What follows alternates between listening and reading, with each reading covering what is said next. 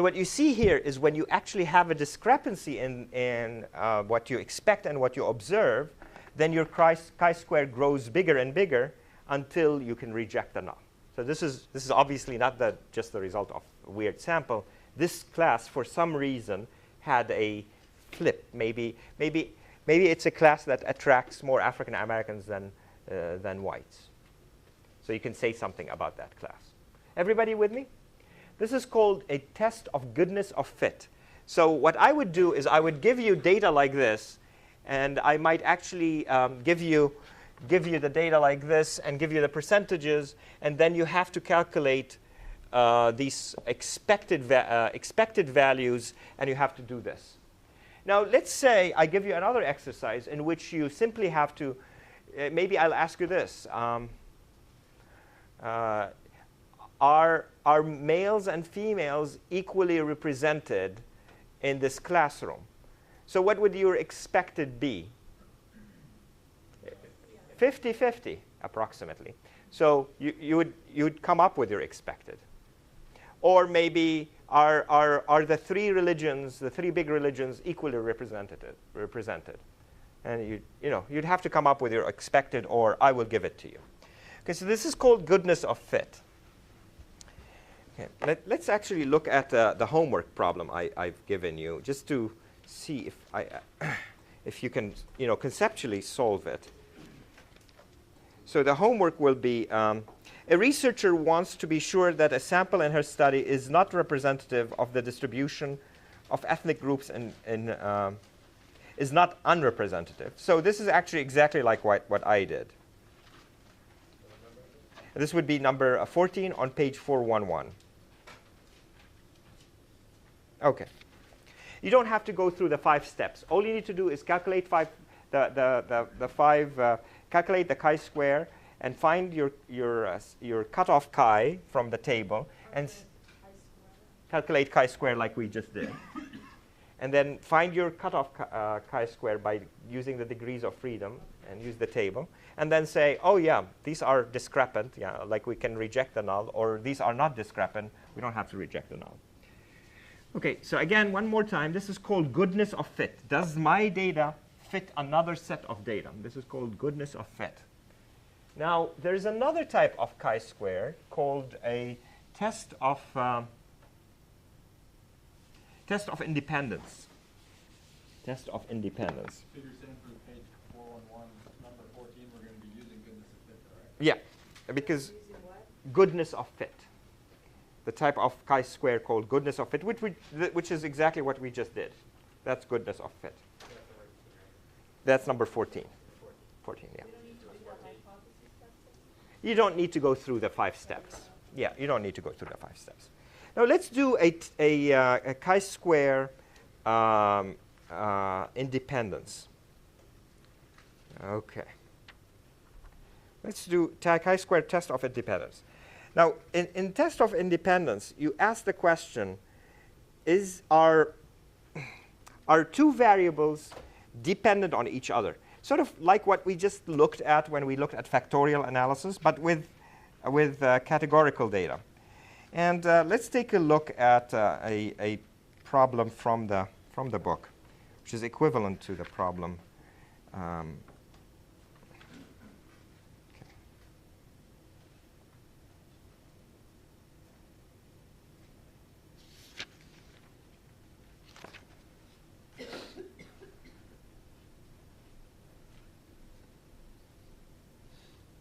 OK, here we go.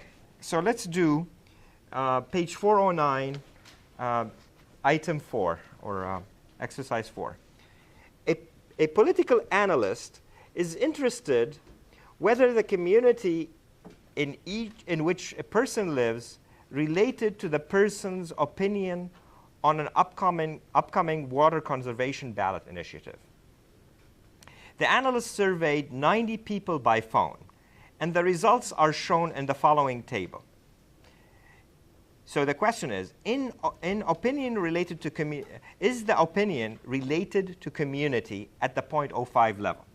So that's why it's called a test of independence. Are these 2 variables independent, or are they related? Independence means they're unrelated. So let me show you the table first. So the table involves this: community A, community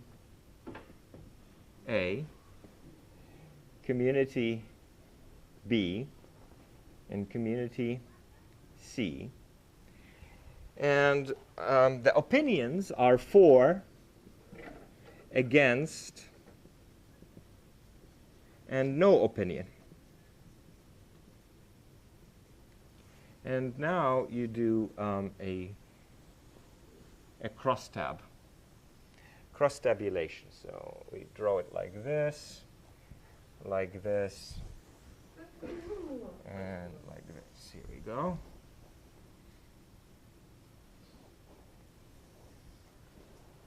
Okay. Now, we've sampled 90 people. So the total of all of these should be 90 here. So this is called, this is where you put the total. Now, the actual observed score are given to you. You're always, we're always going to give you this is what you sample. This is your sample score. So this is what is called an observed score. So the observed score is 12, 18, and 12, 6, 3, and 9, 3, 15, and 12.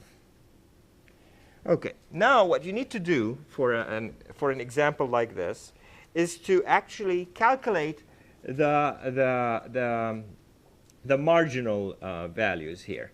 So you would how many people are in community A? How many people are in community A? 12 plus 12, that's or 12 plus 18, that's 30, and 12, that's 32, right? 42. Sorry, thank you. 42. And 6 plus 9 is 18. And 3 plus 12 plus 15 is 30. So you've calculated that there are 42 in community A, 18 in community B, and 30 in community C. And how many are for in this? How many total are for this initiative? 6 plus 12 is 18. So 21 are for. And then 18 plus 18 is 9. 9 and 29, 39, right? 36, sorry. Thank you. And then 24, 35, 34. Okay. Why do I screw up my math so bad? Thank you. That's a great excuse to give me. I like you. I use my calculator. I never calculate. Actually, I do a lot of calculations, but when I stand in front of the board, it's so hard for me to do it. I don't know. It's like the numbers start attacking me. So white. It's so white. It's like blind. I know. So the 90 is the sum. So if you these should actually come up to 90. So yeah, 21 plus 1 plus 6 plus 3, that's 10. 3 plus 3 plus 3 is 90. And similarly, you've got 90 here. So 42 plus 18 is 60 plus 30 makes it 90. So that's the total. That's the number of people you have. OK, so these are your observed scores. The question is, how do you calculate your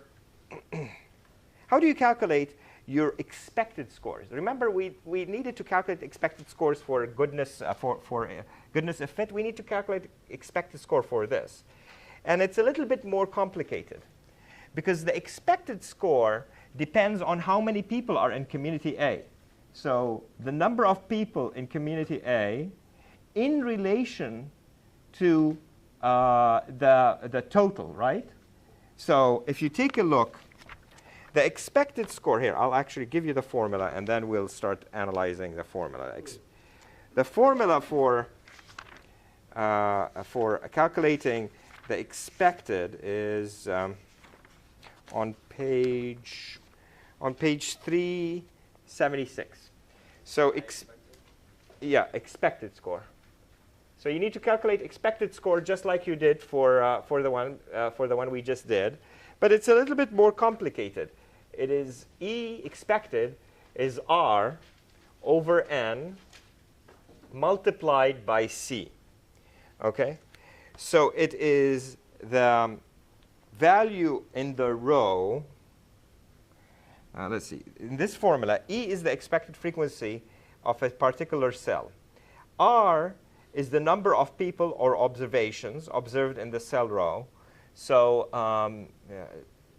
so R is the number of people or observed in this cell row. So it would be 21. In this case, R would be 21. So for this one, it would be 21. So if you look at page 376, in this formula, E is the expected frequency for a particular cell. So what is the expected frequency here? The question is, what is expected here?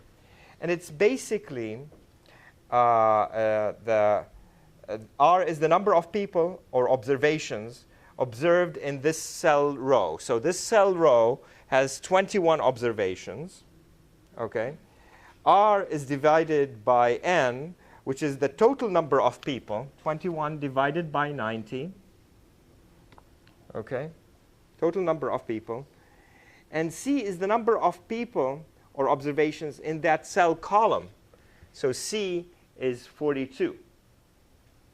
So 21 times 90, 21 divided by 90 times 42. So that would be your expected. Basically, what this is telling you, and let's actually calculate it. It'll become clearer. It'll become clearer. Okay. So 21 divided by 90 multiplied by 42. So 9.8. 9.8. And now we do the same thing for B. It would be 21 divided by 90 multiplied by 18 now. Okay, so 4.2.